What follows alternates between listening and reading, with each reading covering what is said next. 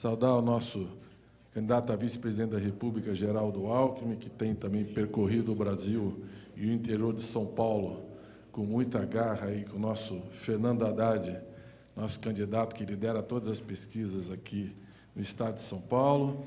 Queria saudar o companheiro Boulos, que está difícil encontrar com ele, porque ele está sempre na periferia, lá amassando barro e puxando voto, viu, Luciana?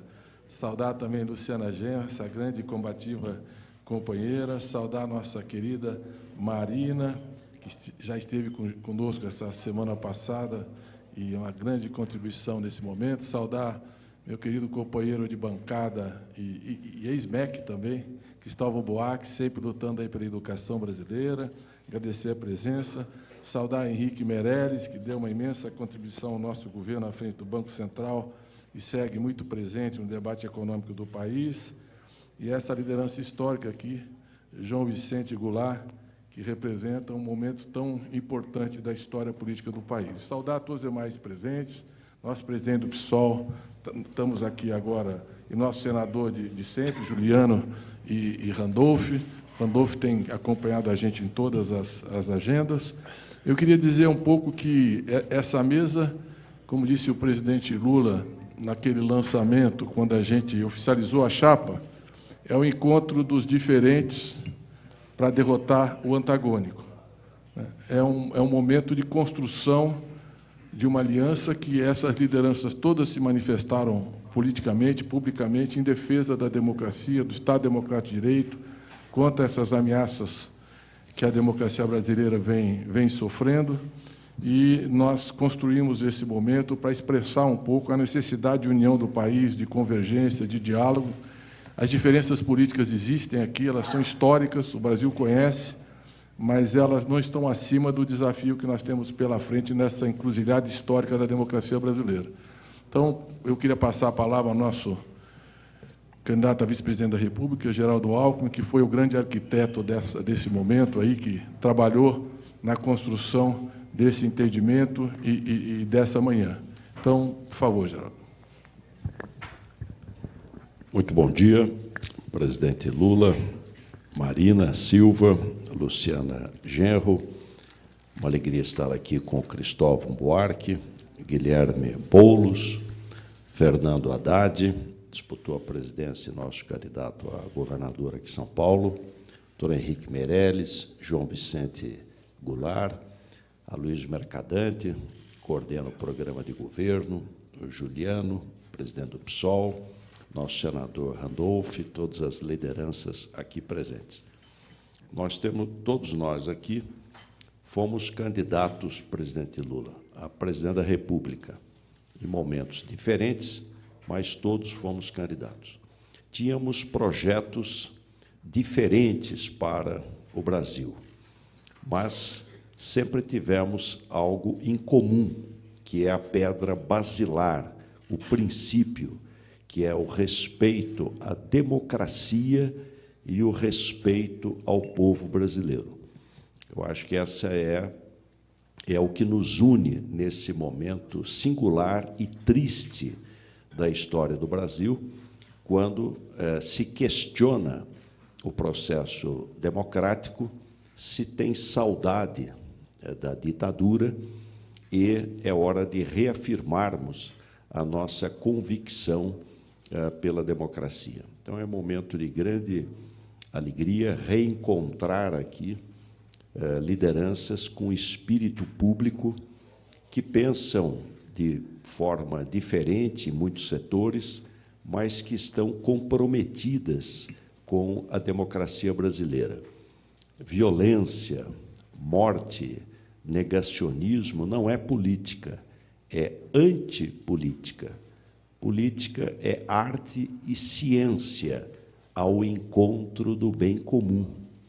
E essa arte e ciência ao encontro do bem comum pressupõe o diálogo, pressupõe a conversa, pressupõe o entendimento para se poder avançar mais em benefício da população. Então, é com grande alegria, presidente Lula, que vejo aqui lideranças as mais expressivas, e cada uma com grande representatividade, em áreas também de grande significado da vida brasileira, presentes aqui para trazer o apoio à candidatura do presidente Lula, que, neste momento, representa uma grande esperança para o povo brasileiro. É com alegria que estamos aqui todos juntos.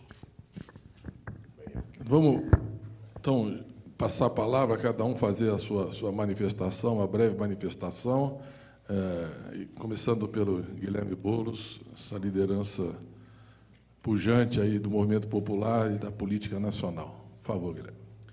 Obrigado, Mercadante. Bom dia a todas, bom dia a todos. Eu acredito que esse encontro que nós estamos fazendo hoje vai ser lembrado mais adiante como um momento histórico.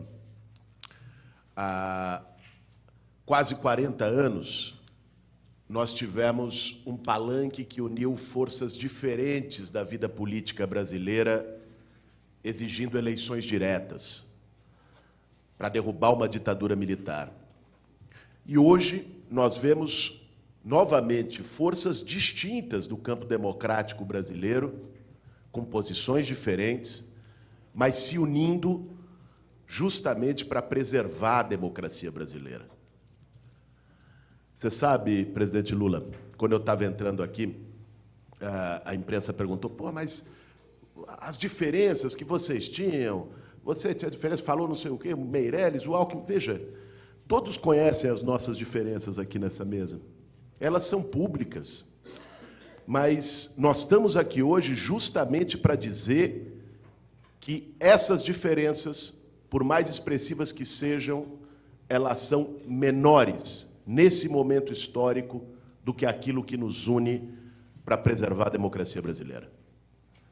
Uma geração que veio antes da minha enfrentou perseguição política, enfrentou censura à imprensa, enfrentou torturas, enfrentou mortes, para que a gente pudesse estar aqui hoje, para que daqui a 2 semanas a gente possa eleger os nossos representantes.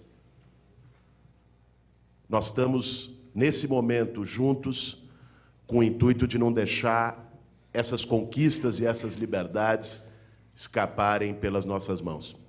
E essa união expressa um entendimento conjunto de todas as forças políticas representadas nessa mesa, de que a eleição do presidente Lula, no próximo dia 2 de outubro, é essencial para a democracia brasileira.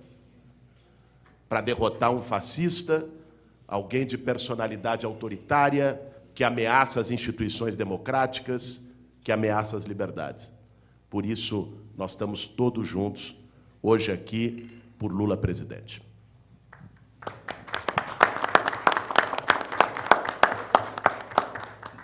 Pedir para Luciana Genro, essa histórica, militante e combativa. Estivemos juntos agora no comício lá de Porto Alegre, num belo momento da democracia também. Por favor, Luciana, muito obrigado pela presença. Posso falar em pé ou atrapalho vocês aí da... Então, eu quero falar em pé porque eu acho que esse momento é grave e é importante. Eu acho que a amplitude das forças políticas que se encontram aqui, Lula, elas demonstram a gravidade desse momento. E que nós compomos aqui, na verdade, uma frente antifascista. Acho que essa é a melhor definição para o que nós estamos todos e todas fazendo aqui hoje. Porque o projeto representado pelo Bolsonaro, embora ele não tenha conseguido ser implementado no primeiro turno como um projeto fascista, é um projeto fascista. É um projeto racista, misógino, LGBTfóbico, um projeto discriminatório e violento. E essa é a definição do projeto fascista. O projeto que quer eliminar os seus adversários, que são considerados inimigos de morte. Então, nós nos unimos aqui em torno de ti, meu prezado Lula, do teu nome, da tua força política, da tua liderança política, enquanto uma referência de massas para o povo brasileiro, porque nós temos a convicção de que a tua eleição vai nos possibilitar respirar novamente, para poder lutar por uma verdadeira democracia. Porque o que nós tivemos nesse país até hoje não foi uma verdadeira democracia. Uma verdadeira democracia pressupõe igualdade, pressupõe acesso a serviços públicos de qualidade, pressupõe respeito aos direitos humanos de todos e todas. E até hoje nós não conquistamos isso. Mas nós estamos na iminência de um retrocesso ainda maior do que já tivemos nos últimos anos, se Bolsonaro for eleito. E essa unidade, já no primeiro turno, nos coloca este desafio de impedir que essa violência seja ainda maior no segundo turno e que nós possamos garantir, já no primeiro turno, uma vitória daqueles que defendem as liberdades democráticas, daqueles que estão pela garantia de que o povo brasileiro possa se organizar para lutar pelos seus direitos. E é a serviço dessa estratégia que nós, do PSOL, nos colocamos ao lado do Lula, ao lado de todas essas forças políticas que aqui estão, para elegermos Lula presidente e seguirmos a luta, que com certeza vai ser muito dura, para derrotar a extrema-direita, não só nas urnas, mas nas ruas, na vida real lá fora, no cotidiano dos enfrentamentos da classe trabalhadora, das mulheres. E as mulheres serão as grandes protagonistas dessa vitória do Lula. As mulheres, né, Marina? Que são as que carregam o piano da família, dos filhos, dos idosos. As mulheres são as que mais estão enxergando a importância de derrotar Bolsonaro e seu projeto fascista. Eu tenho certeza que nós vamos conseguir levar o Lula à presidência e fortalecer ainda mais a nossa luta e a nossa mobilização. Estamos contigo, Lula.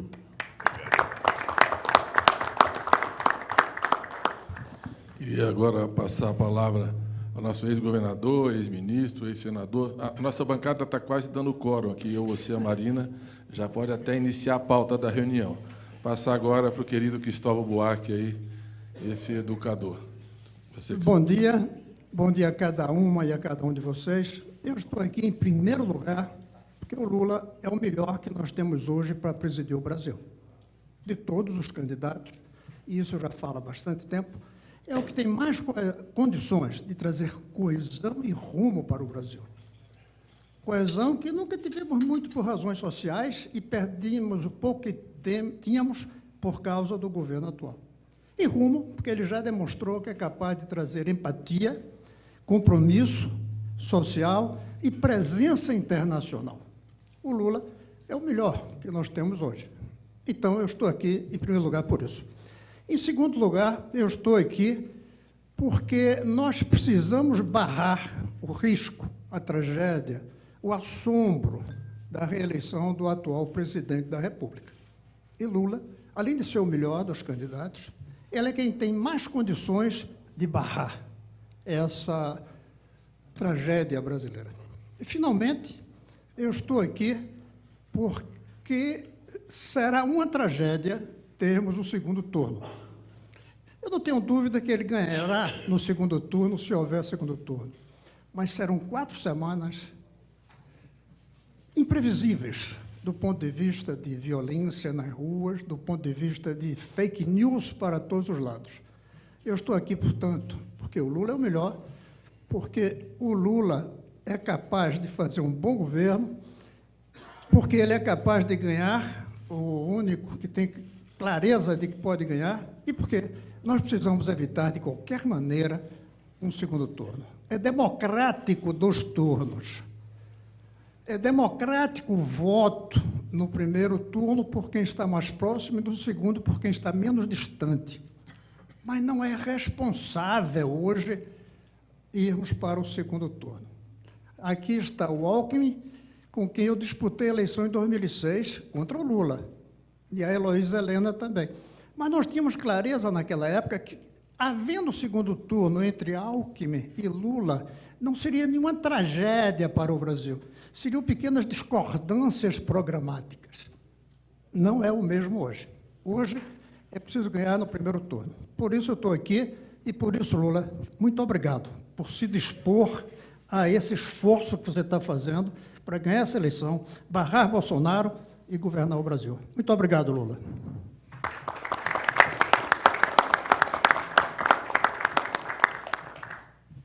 Agora essa referência da luta ambientalista, ex-ministra, ex-deputada, ex-senadora e presidenciável Marina. Prazer estar com você aqui hoje. Por favor, Marina. Bom dia a todos, a todas. Em primeiro lugar, eu quero agradecer a Deus por estarmos aqui. Cumprimento todos os companheiros e companheiras, parceiros e parceiras de luta e de paz que estão nessa mesa, ex-candidatos à presidência da República, na pessoa do futuro governador de São Paulo, Fernando Haddad. Muito feliz de estar aqui com todos vocês e também quero cumprimentar aqui a minha colega Luciana Genro. É muito bom, Boulos, Cristóvão, enfim, João Vicente, Meirelles, futuro vice-presidente do Brasil, Geraldo Alckmin, nesse ato para darmos uma demonstração daquilo que nós estamos pregando para a sociedade brasileira. Presidente Lula, há exatamente 8 dias atrás, nós estávamos num ato, não com o peso dessa mesa que está aqui agora, porque são vários ex-candidatos a presidente da República, mas com o peso político, simbólico, que significa essa necessidade de uma reconciliação do Brasil consigo mesmo. Essa reconciliação do Brasil consigo mesmo, hoje o senhor é o que reúne as melhores condições para nos ajudar a realizar. E, sobretudo, para ajudar o povo brasileiro a realizá-la. Ontem, eu participei de uma caminhada com o Suplicy. E foi impressionante a forma como as pessoas saíam de todo lado para nos abraçar. Algumas delas até choravam e diziam: que bom que agora estamos todos juntos. Então, o ato simbólico, político e de natureza, talvez, para o registro da sociedade brasileira, é essa fotografia. Existem momentos na história em que a gente percebe que tem algo muito forte em jogo, que é a banalização do mal, como disse a Hannah Arendt. E o que é banalizar o mal? É achar que destruir o meio ambiente é algo que é em benefício do desenvolvimento, e nós sabemos que não é. Que destruir a educação é algo que se faz em nome de ideologias esdrúxulas, que são o tempo todo apresentadas para colocar pessoas incompetentes no MEC, meu querido Cristóvão. A banalização do mal é quando existem pessoas que, diante da morte, governador Alckmin, que nós sabemos que é um dos momentos mais difíceis da vida de uma família e de amigos, e de pessoas que já passaram por situações extremas, como o senhor, presidente Lula, e eu própria, e, enfim, de saúde pública, e a gente vê alguém tripudiando da dor, do sofrimento, do choro daqueles que estão enlutados. E eu poderia citar inúmeros exemplos aqui. Diante dessas circunstâncias, nós temos que ser uma superfície de sustentação para que o povo brasileiro derrote o Bolsonaro. E, nesse momento, o senhor reúne essas condições de ser a força gravitacional que está levando o povo brasileiro a fazer uma derrota ao Bolsonaro e a colocar um freio no bolsonarismo. Porque o que nós queremos aqui é mais que mudar de governo. Nós queremos mudar a realidade econômica, a realidade política, a realidade social, a realidade ambiental do povo brasileiro e criar um novo ecossistema político, onde quanto mais estrela no céu, mais claro seja o caminho. É muito bom que estejamos aqui para dialogar com todos os cidadãos, com todos os credos, com quem crê, com quem não crê, porque é lamentável que a gente, além de ter pessoas sendo assassinadas porque pensam diferente, pessoas atirando uma nas outras dentro da igreja. Isso não pode prosperar. E, com certeza, como a vida busca a vida, a democracia busca a democracia, o bom senso busca o bom senso, nós haveremos de ser vitoriosos, porque nesse lugar, nesse momento, está acima de nós algo que nos é muito caro a todos nós, a democracia, o povo brasileiro, a proteção do meio ambiente e a legítima defesa do que há de mais sagrado para um povo que nós estamos aqui reunidos, para fazer a democracia que o Gandhi me ensinou. Certa vez, uma mulher foi levar um filho para pedir para parar de comer açúcar. E o Gandhi pediu para ela que voltasse depois de um mês. Ela fez uma longa viagem. E aí ela, com muito sacrifício, voltou de novo um mês após. E quando chegou diante dele, ele disse, pare de comer açúcar. E ela disse, mas, senhor, se fosse só para dizer isso, por que o senhor me fez fazer tanto sacrifício, comprar outra passagem, voltar de novo? E ele disse, é que naquela época eu ainda comia muito açúcar. Então, nós estamos aqui para dizer que a reconciliação que nós queremos dos brasileiros uns com os outros, das famílias, de todas as pessoas, nós estamos começando por nós próprios, mesmo com a diferença. Não queremos mais comer o sal amargo do ódio, da mentira, do desprezo pela democracia, pelo povo preto, pelas mulheres, pelos indígenas e por tudo que há de mais sagrado em uma nação. Eu parabenizo o senhor por esse esforço, por se colocar à disposição e se colocar a serviço para que o povo brasileiro, junto com todos nós, tendo o senhor à frente, liderando esse processo, derrote o Bolsonaro e o bolsonarismo.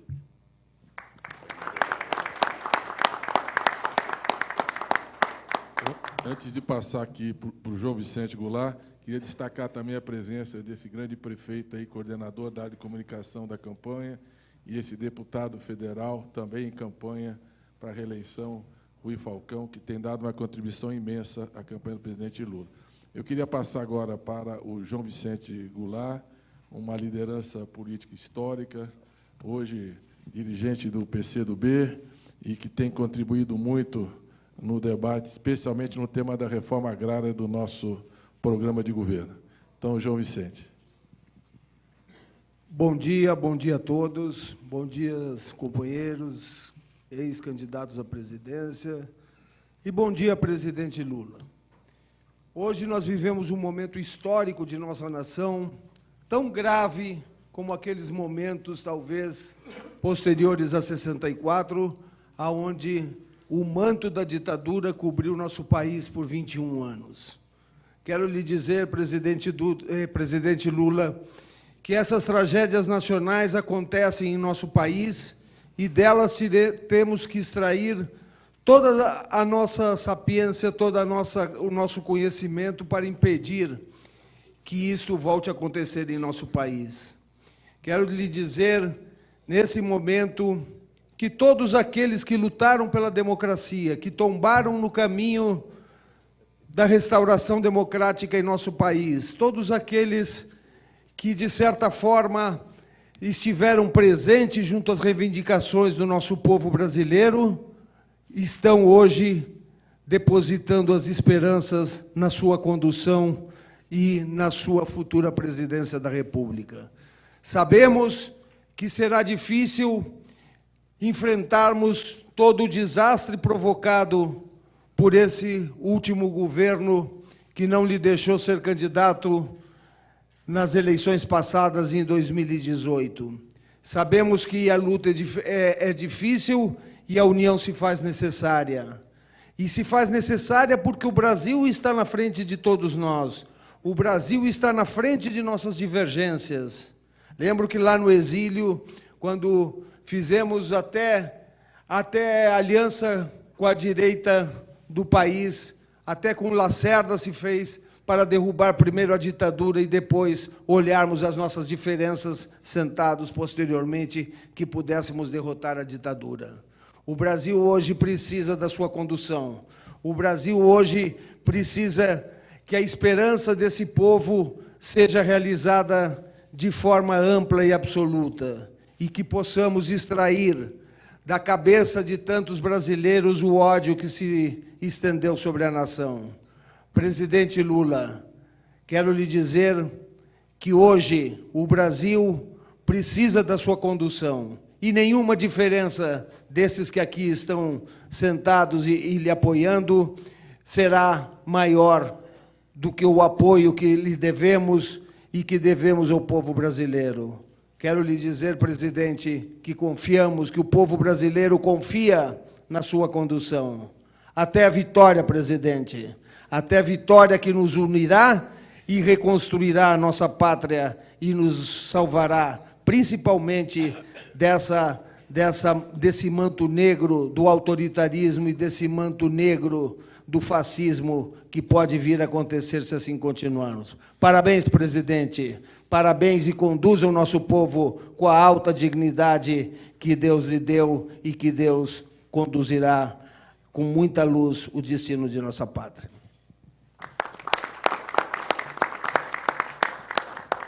Queria agora passar a palavra para Henrique Meirelles, foi presidente do Banco Central, um economista renomado, que deu imensa contribuição ao governo. Então, por favor, Meirelles, seja muito bem-vindo e diga a sua mensagem aí para o nosso país. Obrigado, Luiz. Presidente Lula, vice-presidente Geraldo Alckmin, ex-candidatos a presidente da República, muitos candidatos hoje a cargos relevantes e importantes no país. Eu, na minha vida pessoal e profissional, eu sempre me baseei em fatos. Eu acho as opiniões muito importantes, eu acho que a política é fundamental, porque define a vida, em última análise, de todos nós. Agora, eu quero aqui me ater a fatos específicos e fatos que mostram uma comparação brutal, importante. Quando trabalhamos juntos no governo, o presidente Lula, e quando ele me convidou para trabalhar e servir como presidente do Banco Central do Brasil, nós trabalhamos 8 anos. Nesse período, mais de 10 milhões de empregos foram criados no Brasil. Isso é um fato. Isso não é questionável, presidente. Cerca de 40 milhões de brasileiros saíram da pobreza. Isso mudou a vida do país. Mudou o país, eu diria, por um longo tempo. Tivemos um crescimento médio de 4% durante esse período. Vamos comparar com os crescimentos agora. Está havendo uma injeção eleitoreira, melhor dizendo, de dinheiro, de recursos da economia, que vai criar um problema grande para ser resolvido à frente. É possível de resolver, presidente. É viável, será resolvido, mas é uma coisa que vai dar trabalho. E tudo isso faz com que a previsão de crescimento do Brasil seja 2 e pouco esse ano e 0,5% no ano que vem. Quer dizer, essa é a herança que está sendo deixada. Durante aquele período, além de um crescimento forte, 4% de crescimento em 8 anos, é uma coisa relevante. O último ano foi mais de 7%, ano 2010. Inflação na meta. No período em que a meta de inflação foi de 4,5%, de 2005 até 2010, a inflação média foi de 4,50%. Isso é impressionante.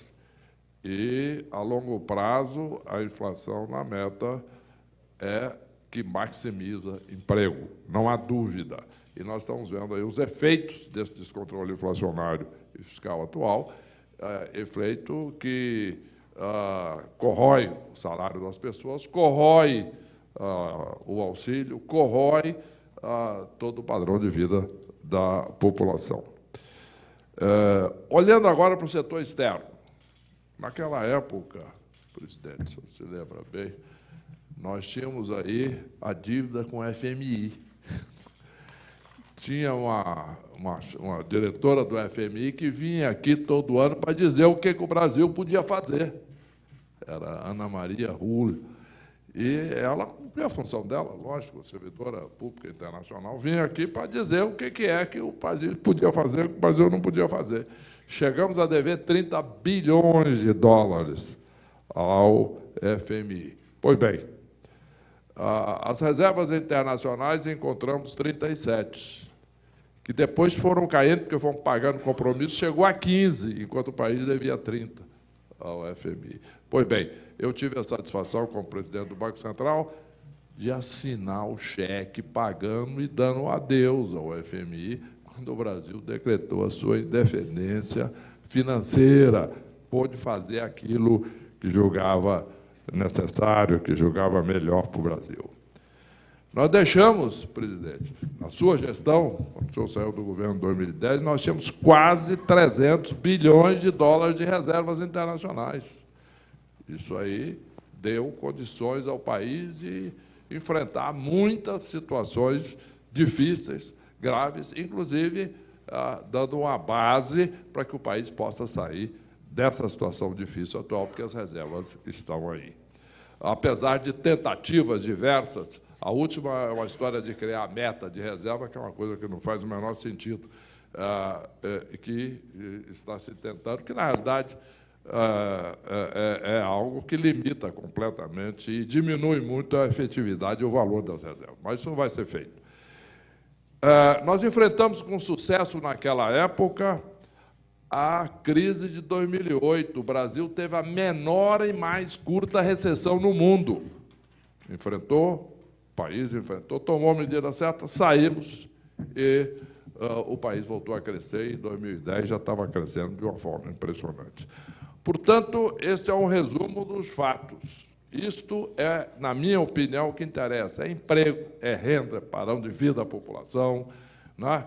E mostrar quem faz, quem realiza. Essa história de só falatório, etc., pode impressionar muita gente, mas eu acredito em fatos, presidente. Eu olho e vejo resultados do seu governo.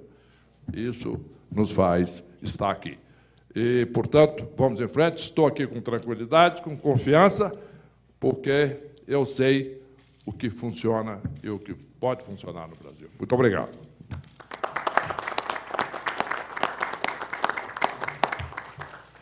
Queria saudar também o Gustavo, que é presidente da Fundação da Rede, agradecer a sua presença, Manuel Caetano, companheiro amigo, que teve 580 dias visitando o presidente Lula e ontem lavou a alma quando aquela massa inteira ali na Boca Maldita gritava "Bom dia, presidente Lula". Foi um momento muito bonito. O presidente, como o SBT, inclusive, editou a matéria, viu, Bergamasco, que era o presidente Lula saiu há 3 anos daquele encarceramento injusto e voltou liderando todas as pesquisas no comício de Curitiba. Queria saudar também Ricardo Galvão, presidente do INPE, que defendeu a ciência e também, por isso, foi perseguido. E, antes de passar ao nosso querido ex-ministro, grande ministro da Educação, Fernando Haddad, prefeito de São Paulo, também lidera todas as pesquisas de São Paulo, eu queria explicar uma questão. A ideia desse encontro era chamar aqueles que disputaram com Lula. A Luciana, o Cristóvão, a Marina e o Alckmin disputaram a eleição com o Lula. O Boulos, o João Vicente e Meirelles não disputaram com a Haddad. Porque o Lula foi impedido de disputar as eleições e o Haddad o substituiu e tivemos essa disputa. A presidenta Dilma jamais disputaria com o Lula, ela foi a sucessora do Lula, então não fazia muito sentido, porque o objetivo dessa mesa aqui é esse, é mostrar os diferentes para derrotar o antagônico. Então, o Haddad está aqui porque foi o representante do Lula, sucessor do Lula, para fazer aquela disputa, e nós queríamos mostrar a amplitude e também a coragem de vocês que estão aqui, a generosidade e o sentido de nação, de democracia e de povo. Então, por favor, Fernando Haddad. Obrigado, Luísio. Queria cumprimentar a todos os presentes, em nome da Marina Silva, em nome do presidente Lula, homens e mulheres aqui nessa mesa, cumprimentar os companheiros todos que representam os partidos políticos. É curioso que essa mesa, do ponto de vista econômico, você tem liberais, você tem socialistas, você tem social-democratas, você tem trabalhistas, você tem nacional-desenvolvimentistas. Do ponto de vista de gênero, tem homens e mulheres, uma mulher negra do norte, uma mulher branca do sul. Ou seja, essa mesa talvez seja a mais representativa que eu me lembre desde a redemocratização em torno da figura do presidente Lula, nesse momento dramático da vida nacional. E nós estamos aqui para celebrar justamente a diversidade. Estamos aqui para celebrar justamente as nossas diferenças. Porque, do lado oposto, o que existe é o autoritarismo que quer anular as nossas diferenças. E não existe democracia quando uma força política que está no poder quer anular as diferenças. As diferenças são justamente os fatores responsáveis pela promoção de consensos cada vez mais sofisticados, que atendam cada vez mais a esperança da nossa gente, do nosso povo. E nós estamos vivendo esse risco, e mesmo agora, a imprensa que relutou durante tanto tempo em chamar o bolsonarismo pelo nome, que é uma força de extrema-direita, agora consegue reconhecer que aquele que usurpou o nosso bicentenário, há pouco tempo atrás, ao invés de ser um dia de celebração da unidade nacional, os 200 anos do aniversário do Brasil, aquele que não se importou com a partida de quase 700 mil brasileiros, vai a um funeral por quem ele não dá a menor importância para fazer comício político, para, mais uma vez, desrespeitar a dor de uma família, para tirar proveito próprio. Essa pessoa usa desse expediente para conversar com quem? Com os governos mais extremistas do mundo, tentando formar uma coalizão de forças extremistas de direita que comprometem a democracia e a liberdade. Portanto, a pergunta que nos fazem de por que estamos juntos, ela é autoevidente, a resposta. Nós estamos juntos porque nós queremos preservar aquilo que nos é caro. Nós podemos divergir e, democraticamente, nas eleições, ouvir os clamores populares e o povo escolher o seu próprio destino diante das nossas divergências. É isso que nós queremos manter no nosso Brasil. O Brasil tem sido vítima de golpes e mais golpes. Foi o afastamento de uma presidenta legitimamente eleita, afastada ao arrepio do que diz a Constituição, um presidente perseguido e impedido de disputar as eleições de 2018, o que valeu ao Brasil e ao governo brasileiro uma condenação das Nações Unidas. Das Nações Unidas. Ou seja, nós violamos, inclusive, não só o direito nacional, mas o direito internacional. E agora chegamos, em 2022, em condições de recolocar esse país na trilha do desenvolvimento com justiça social e com muita liberdade. Nós estamos aqui em nome da liberdade. Nós estamos aqui em nome da democracia. É um dia histórico, porque é uma reunião de pessoas que formaram um juízo sobre a sociedade de forma livre e que querem preservar essa liberdade e não usurpar do povo o direito de escolher o seu próprio destino. Parabéns aos organizadores, é um orgulho muito grande estar na presença de pessoas tão ilustres e que dedicaram uma vida à causa pública. Obrigado.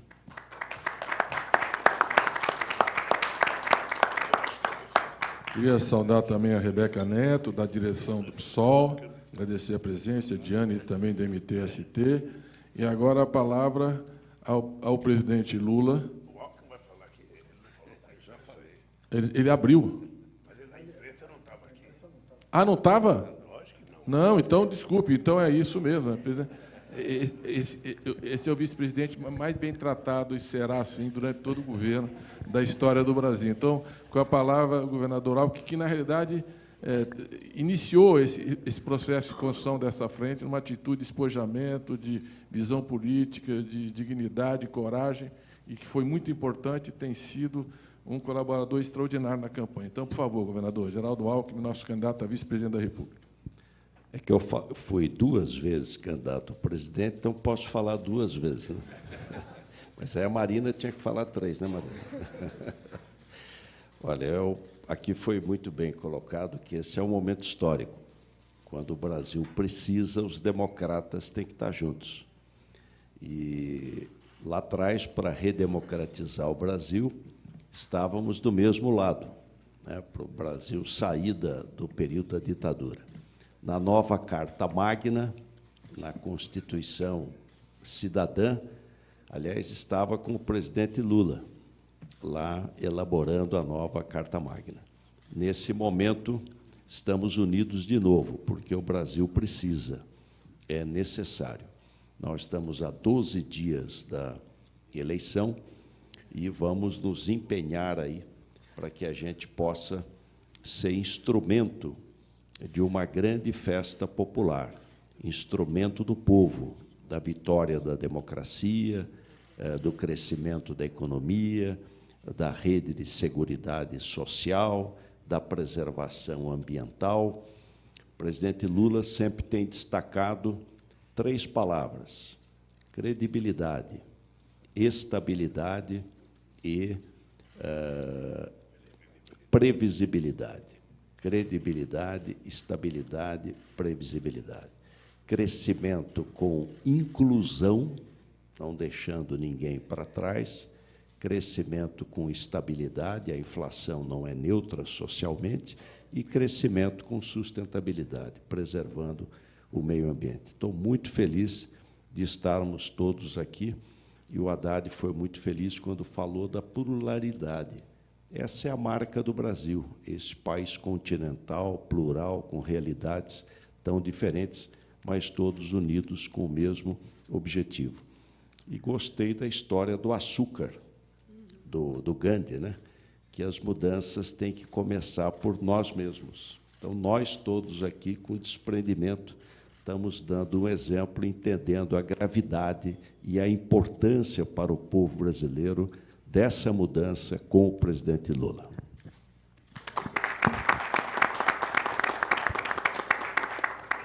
Eu queria só também, terminando, para passar ao presidente Lula, explicar que nós convidamos todos aqueles que tinham se manifestado publicamente na defesa da candidatura do presidente Lula.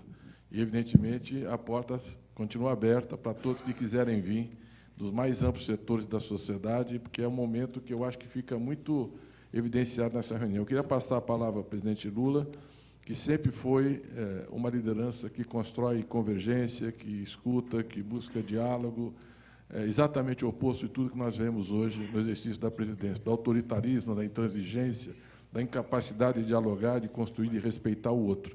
E é por isso que permite, né, eleições tão duras que o presidente enfrentou e permite que um momento como esse seja construído, né? Quem trabalhou com ele sabe que eu digo exatamente o que é. É uma capacidade incrível de dialogar e de construir um processo democrático e plural. Então, presidente, por favor.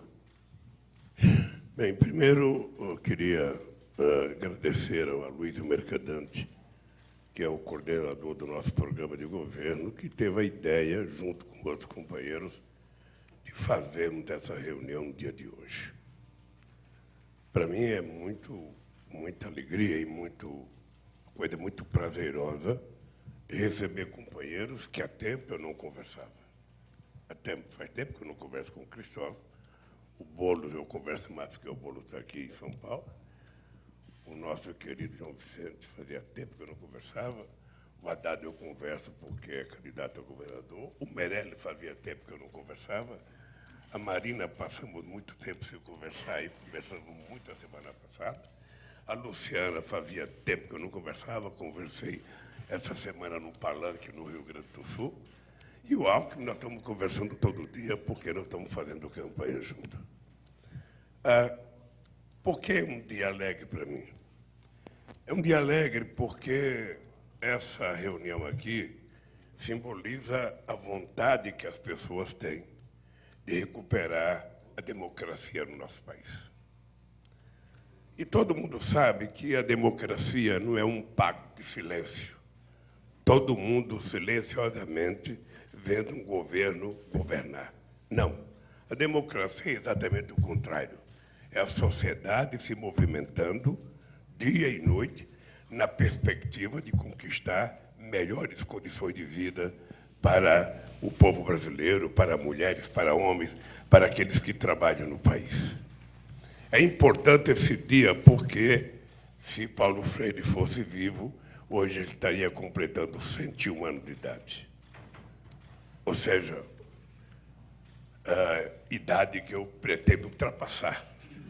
Eu tenho um compromisso de que preciso viver, porque já nasceu o homem que vai viver até 120 anos. Quem sabe não seja eu. Então como eu sou um homem crente, como eu sou uma pessoa que acredita muito em Deus, eu tenho fé, eu estou na expectativa que seja eu essa pessoa, ou quem sabe um de nós aqui.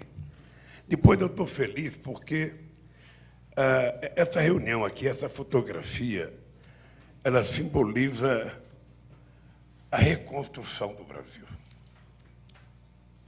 Eu lembro, Meirelles estava comigo em Copenhague, num dos dias mais felizes desse país. Hoje as pessoas já esqueceram, mas eu penso que o Brasil viveu pouca alegria como ele viveu naquela conquista das Olimpíadas. Eu lembro da festa feita na praia de Copacabana, quando foi anunciado o Rio de Janeiro. Eu lembro a emoção que tomou conta de mim, do Pelé, de todo mundo que estava lá chorando. E, naquele tempo, a gente já era considerado a sexta economia do mundo. Esse negócio de sexta economia fez parte do discurso do Meirelles para convencer os delegados a votar no Brasil. E nós ganhamos aquilo de uma forma excepcional. Eu acho que pouca gente viveu um momento feliz como nós vivemos aquele dia. Depois da realização das Olimpíadas, necessariamente não foi a alegria que a gente imaginava ser, mas a conquista foi uma alegria muito grande. Segundo, os companheiros que cuidam de meio ambiente aqui, que cuidam do clima, sabem que nós vamos ter que recuperar quase tudo que nós fizemos nesse país.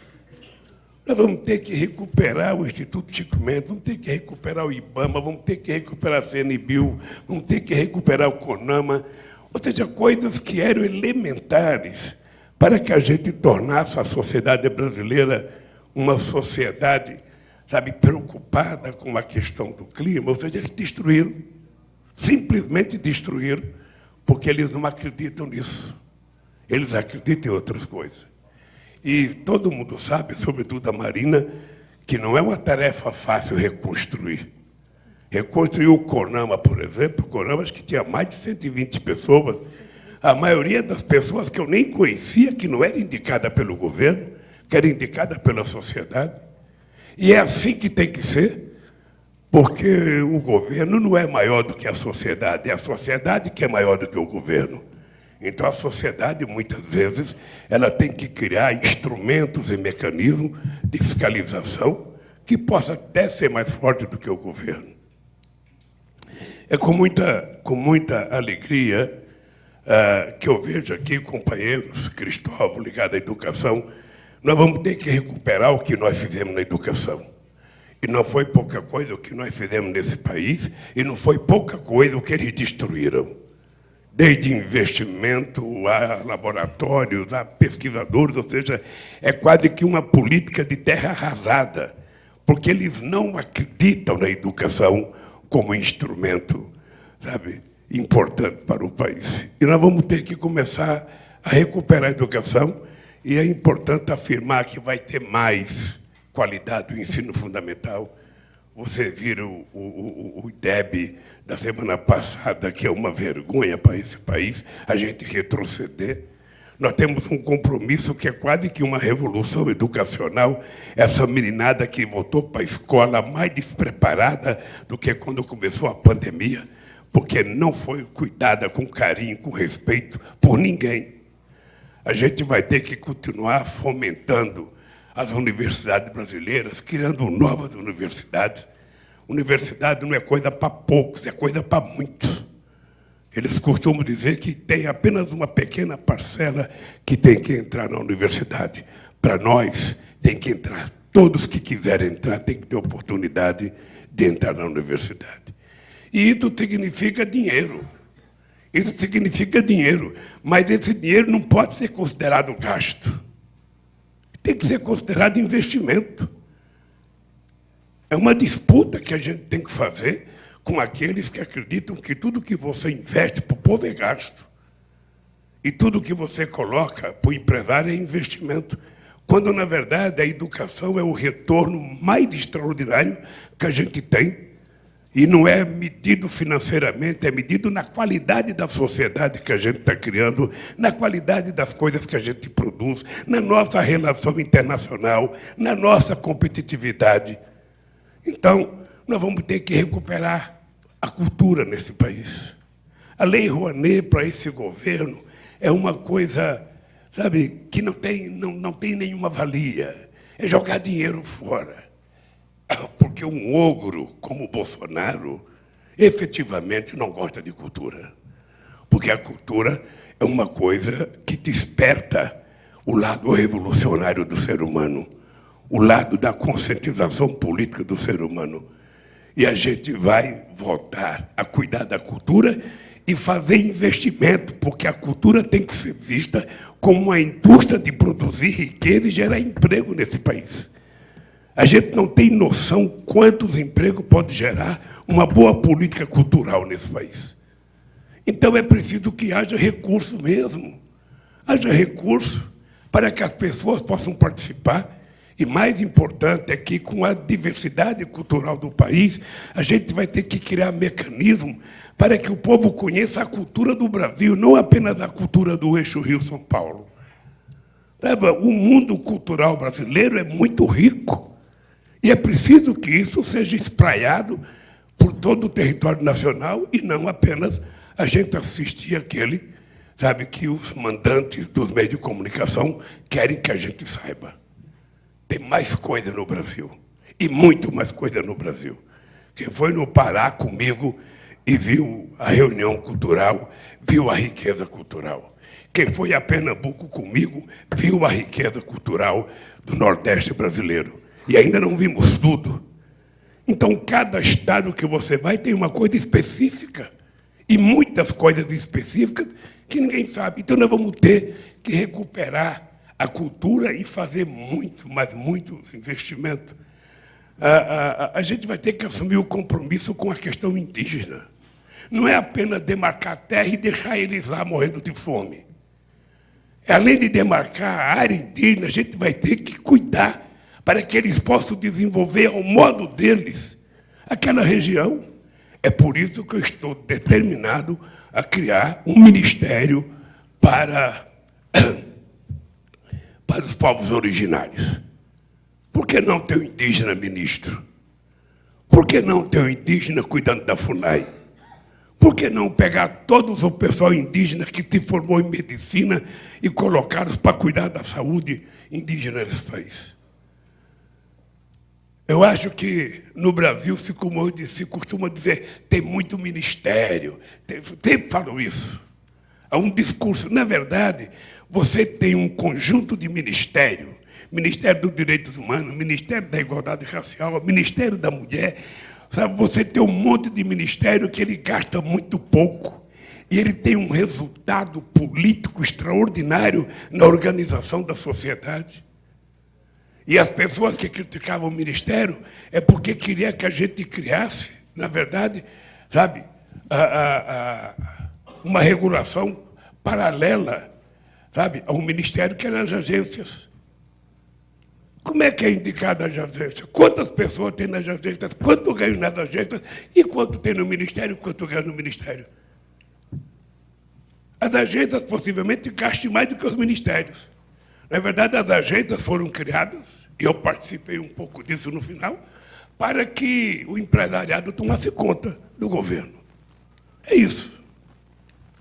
Porque a indicação passa pelo Senado, e todo mundo que já indicou sabe o quanto é difícil passar no Senado se não tiver interesses que não é o nosso. Então, companheiros, eu estou querendo chamar vocês para um desafio, sabe, que é muito maior do que apenas governar. Governar é uma coisa velha. Governar é uma coisa de alguém que senta numa cadeira e acha que é maior do que todo mundo. Nós vamos ter que mudar a palavra e dizer que nós não vamos governar. Nós vamos tentar cuidar desse país. Nós vamos tentar cuidar do nosso povo. Nós vamos restabelecer a palavra soberania na sua plenitude. Redefinir o papel de cada um, porque as instituições estão desmontadas, muitas vezes até desmoralizadas. Todo mundo sabe a briga que a gente vai ter, para discutir esse tal de orçamento secreto. Todo mundo sabe que nós vamos ter uma briga, muita conversa, muita reunião, para que a gente possa resolver esse problema do orçamento secreto. Eu ia pedir, Stuquinha, para você mudar o microfone, porque o retorno aqui também não está funcionando. Então, uma coisa gravíssima, gente, até o debate à corrupção. Ou seja, no nosso tempo, está aqui o Meirelles de prova, está a Marina, ou seja, qualquer denúncia era apurada, era investigada. Qual é a diferença com o Bolsonaro, que diz que não tem corrupção? Ele faz um decreto determinando o sigilo de 100 anos. Ou seja, então não vai aparecer, porque a corrupção só aparece se for investigada. Só aparece se for investigada. Agora, quando você decreta sigilo de 100 anos, e esse sigilo é uma coisa que a gente vai ter que quebrar no primeiro dia, porque não é possível. O que tem para se esconder nesse país? Essa é uma eleição complicada, porque vocês percebem que a gente não discute programa de governo. O atual presidente, ele não vai na televisão para mostrar a coisa que ele fez, porque ele tem uma necessidade sanguínea de mentir. É uma coisa maluca. Ou seja, eu estou vindo agora, eu fui ao Pará, fui ao Amazonas, fui ao Maranhão, e fui ao Rio Grande do Sul, Santa Catarina e Paraná. Você não conhece uma obra feita por esse governo. O máximo que ele faz é pegar algumas coisinhas do parque e acabar, como o Rio São Francisco, que ele fez acho que 3%, e ele disse que foi ele que levou água para o Nordeste brasileiro. Quantas casas verde e amarela foram feitas? Quantas casas? Quantos empregos verde e amarelo foram criados? Ou seja, vive de contar mentira para a sociedade, vive de contar coisas que são irreais. Não existe nada concreto. O Brasil não estava acostumado a isso. Aqui todos nós vivemos, sabe, com divergências com outros governantes, mas a gente discutia coisas concretas. E hoje não. Hoje nós não discutimos coisas concretas porque o governo não discute coisa concreta, ele sente a necessidade de mentir. Então, o que vocês estão fazendo no gesto de hoje, companheiros, é assumindo um compromisso. E não é um compromisso com Lula. O que vocês estão fazendo é assumir um compromisso de que esse país vai voltar a viver democraticamente. A sociedade vai participar das principais decisões desse país. As conferências nacionais vão voltar a acontecer no país. Não é o presidente da República e sua assessoria que determina o que é bom para a sociedade. O que é bom para a sociedade, ela tem que determinar, e o governo tem que abrir espaço e criar canais de participação da sociedade. Eu, sinceramente, até agora só ganhei eleições no segundo turno. Mas não é porque eu gosto de segundo turno, eu sempre tentei trabalhar para ganhar no primeiro, sempre. Mas sempre havia alguém que não deixava eu ganhar. Então, é o seguinte, sabe? Eu outra vez estou trabalhando para ganhar no primeiro turno essa eleição. Cada gesto meu é na perspectiva de mostrar para a sociedade que eu quero ganhar. Obviamente que é uma eleição atípica, porque todos os candidatos, desde o atual presidente aos outros, estão numa briga mais forte contra mim do que contra o próprio candidato, o próprio presidente, porque eles não querem que eu ganhe no primeiro turno. Então, tem duas brigas. Um lado para derrotar o Bolsonaro, da parte dos meus adversários, para não deixar eu ganhar no primeiro turno. E eu quero ganhar, e por isso eu vou trabalhar. Eu estou muito feliz com o comício que nós fizemos em Curitiba. Vocês sabem que Curitiba tem uma coisa muito especial na minha vida. E o nosso retorno a Curitiba, com aquela multidão, gritando bom dia, Lula, boa tarde, Lula, foi uma coisa que eu acho que Curitiba não vai esquecer durante muito tempo. Nós fomos ao Rio, a Santa Catarina, e um bolsonarista dizia: não venho a Santa Catarina, porque Santa Catarina é do Bolsonaro. Pois eu duvido que ele consiga fazer 50 motocicletas que leva a quantidade de gente que nós levamos no comício ontem em Floripa. Tinha mais gente do que habitante na cidade. Era muita gente, e muita alegria, e muita juventude, e muita mulher, e muito homem, e muita gente querendo democracia.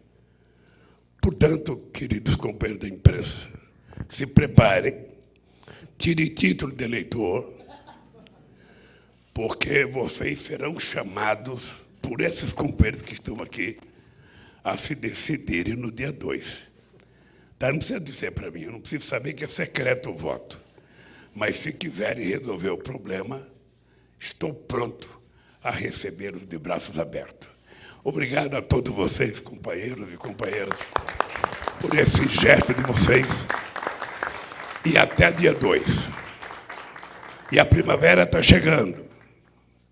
Quarta-feira, primavera. Quinta-feira, primavera. Pois é, vai ser a primavera fabulosa, porque nessa primavera nós vamos consolidar a nossa vitória, gente. Um abraço, e nós temos que trabalhar, porque tem muito voto para ganhar ainda. Além do de vocês, nós temos os outros para ganhar aí fora. Um abraço. Eu queria só explicar uma coisa. A presidenta Gleisi não está, que eu acho que aquela emoção do comício de Curitiba, por tudo que ela passou te defendendo e todas as dificuldades, ela saiu dali com uma gripe muito forte. Eu não sei se era gripe ou era emoção. Eu acho que era muito mais emoção do que gripe. Então, é por isso que ela não está aqui, mas está apoiando essa iniciativa, evidentemente. Eu queria pedir agora, se vocês pudessem ficar todos de pé, para tirar uma foto aí, uma foto oficial, todo mundo de pé, e aí a gente encerra essa bela manhã.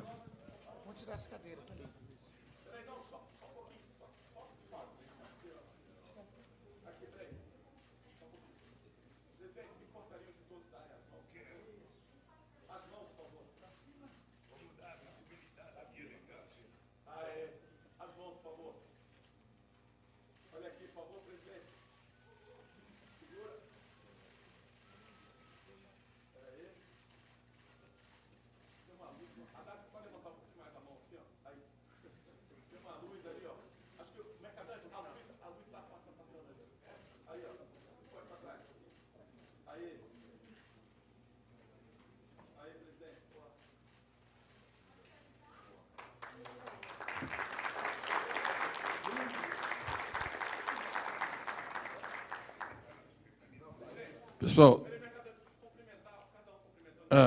tá bom, presidente, que o Stuquinha está pedindo o nosso Spielberg lá para você cumprimentar cada um.